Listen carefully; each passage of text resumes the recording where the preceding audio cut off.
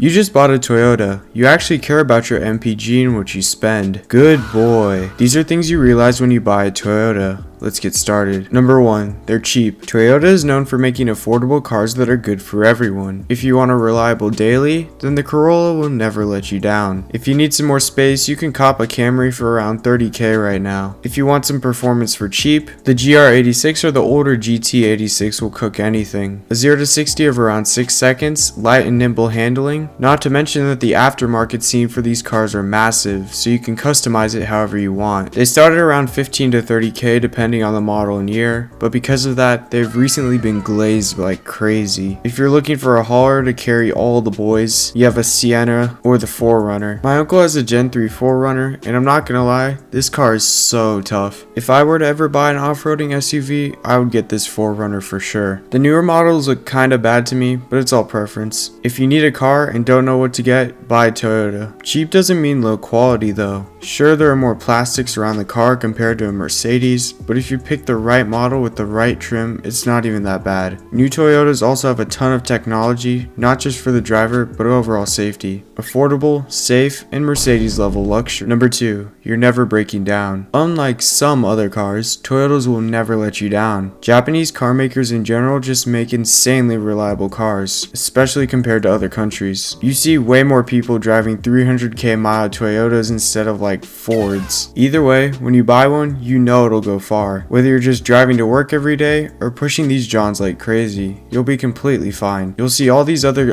cars on the side of the road waiting for a tow truck while you'll just be cruising by them. They're just that reliable. If you want a more luxurious option, then Toyota also has you covered. Lexus is Toyota's luxury brand, and let's just say they have a few bangers. The IS500 F Sport is a great pick, while the older LS400 is just peak luxury. One of my friends I work with has a 1996 or 97 Lexus LS400, and this thing is so clean. This puppy has 260 horses with a crispy 4-liter V8. He lowered it, slapped an exhaust on it, added a starlight roof, plus a few other mods. It's so clean, I'm telling you guys. He has about 125,000 miles on it, and he says it's working like new. I'm gonna stop glazing my friend now, but the point is that these cars are way more reliable than your classic Beamer. At this point, Toyota owners probably don't even care about their mileage. Carbon decided to take a side quest to Alaska and see if a Toyota would start up. It's a 1990s Toyota Hilux, and it had been sitting in a driveway for over 3 months. It was about 5 degrees outside, and somehow it turned on.